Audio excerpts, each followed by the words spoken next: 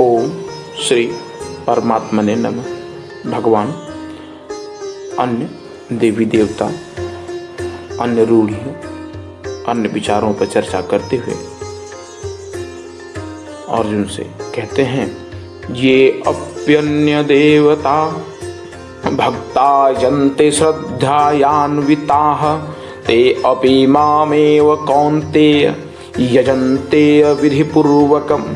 श्रद्धा से युक्त हुए जो भक्त दूसरे देवताओं को पूजते हैं वे भी मुझे ही पूजते हैं, क्योंकि वहाँ देवता नाम की कोई वस्तु तो होती नहीं है, किंतु उनका वह पूजन अविधि पूर्वक है, मेरी प्राप्ति की विधि से रहित है। यहाँ विश्व श्री कृष्ण ने दूसरी बार देवताओं के प्रकरण को लिया। सर्वप्रथम अध्याय 7 के 20वें से 23वें श्लोक तक उन्हें कहा कि अर्जुन, कामनाओं द्वारा जिनके ज्ञान का अपहरण कर लिया गया है, ऐसे मूढ़ बुद्धि पुरुष अन्य देवताओं को पूजा करते हैं, और जहाँ पूजा करते हैं वहाँ देवता नाम की सत्ता तो है ही नहीं। पीपल, पत्थर, भूत, भवानी अथवा अन्यत्र जहाँ उनकी श्रद्धा झुक जाती है वहाँ कोई देवता नहीं है।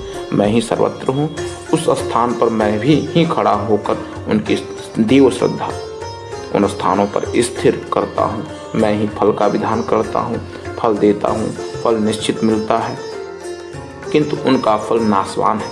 आज है तो कल भोगने में आ जाएगा, नष्ट हो जाएगा, जबकि मेरी भक्ति नष्ट नहीं होती। अतः वे मूढ़ बुद्धि जिनके ज्ञान का अपहरण हो गया है, वही अन्य देवताओं को पूजा करते हैं। प्रस्तुत अध्याय 9 के 23वें से 25वें श्लोक तक योगेश्वर श्री कृष्ण पुनः दोहराते हैं कि अर्जुन, जो श्रद्धा से अन्य देवताओं को पूजते हैं वे मुझे ही पूजते हैं, किंतु वह पूजन अविधि पूर्वक है, वहाँ देवता नाम की सक्षम वस्तु नहीं है, उनकी प्राप्ति की विधि गलत है। अब प्रश्न उठता है कि जब वे भी प्रकारांतर से आपको ही पूजते हैं और फल भी मिलता है तो दोष क्या है? आगे भगवान कहते, अहम ही सर्वयज्ञानाहम भोक्ता च प्रभुरेव च न तु मामी भी जानन्ति तत्वेन ताश्च वन्ति ते। संपूर्ण यज्ञों का भोक्ता अर्थात यज्ञ जिसमें विलय होते हैं, यज्ञ के परिणाम में जो मिलता है वो मैं हूँ और स्वामी भी मैं ही हूँ, परंतु वे मुझ तत्व से भली प्रकार नहीं जानते, इसलिए चैनवित गिरते हैं।